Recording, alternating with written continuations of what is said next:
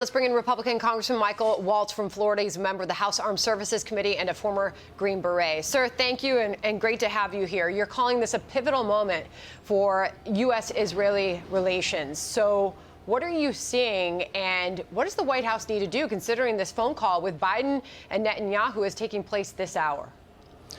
Well, first, let me just say, shame on the progressives, shame on Representative Ocasio-Cortez for comparing Israel, our greatest ally and a democracy in the Middle East, to an apartheid-led government. By the way, Israel has Arabs in its Knesset, in its parliament, as Israeli citizens, and was formed in the wake of the world's greatest genocide, the Holocaust, and has every right to defend themselves. It is easy. Israel is our ally. Israel is a democracy. Hamas is a terrorist organization, acknowledged as a terrorist organization around the world that represses its people and is deliberately attacking civilians while deliberately hiding behind their own civilians, including hospitals, schools, playgrounds, and apparently buildings with the press inside. We need to be clear in the value and the criticality of the U.S.-Israeli relationship. I can tell you as a member of the Armed Services Committee, I will absolutely be authorizing that military aid, that $3.8 billion, because it's needed by our ally who has been critical in helping us fight terrorism around the world. But as you mentioned, Biden's getting heat from his own party for that. Congressman Jen Psaki just held a briefing at the White House. She was asked about the White House response, and she said this.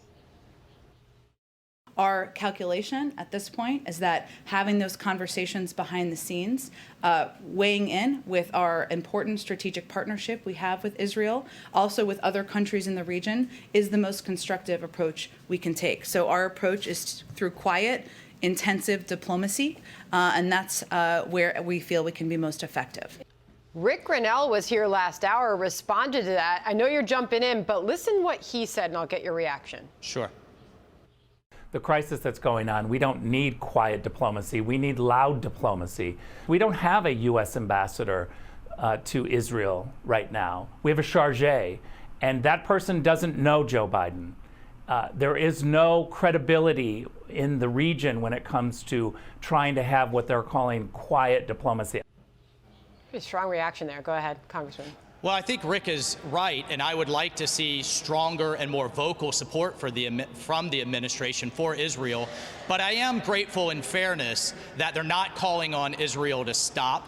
They are affirming Israel's right to defend itself. They've been good on the issue in the UN so far. But really, Sandra, what this is about Iran. And the administration is about to throw cash at the Palestinians. They are about to unlock sanctions on Iran, and when they do, billions will flow into Tehran and then right over to Hezbollah in Lebanon, Hamas in the West Bank, the militias in Iraq, down to Yemen, and to destabilize the entire region once again. So really what we need to be focused on is Iran and keeping that maximum pressure campaign in place. You've been very clear that we cannot waver in the face of this conflict. Going back to your original criticism of those on the far left that are criticizing President Biden for his actions, does there need to be some accountability for their words?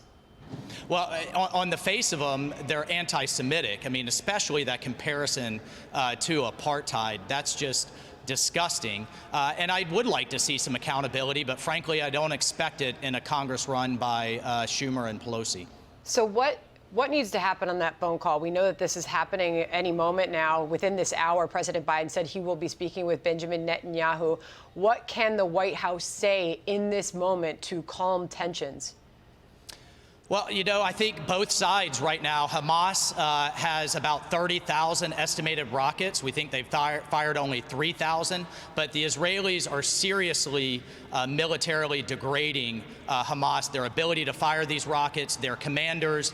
They had an amazing kind of PSYOP operation where they basically tricked Hamas to separate themselves from their own people and go into tunnels by a ruse, frankly, with the mainstream media who bought it hook, line, and sinker. So the Israelis right now are winning militarily. They've turned this tactically on the ground, but they need our support internationally and with the messaging campaign.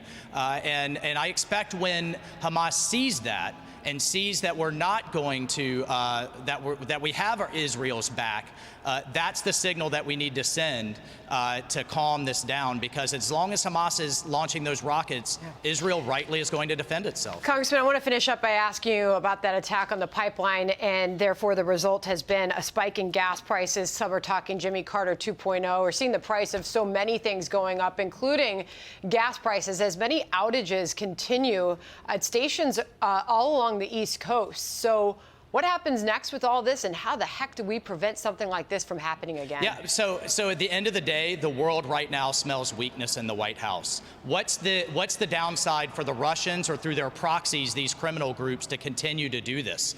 I mean, whether you launch a cyber attack or a bombing attack on our critical infrastructure, we need to view it as an attack. The Russians, we know, could stop these groups if they chose. We need to establish deterrence. Flick the lights in the Kremlin, make them understand that we can do the same, and we have the will and the capability to do so. Otherwise, they're just going to keep doing it and doing it and doing it, causing this type of disruption to American society. Enough is enough, and we need to send that strong signal.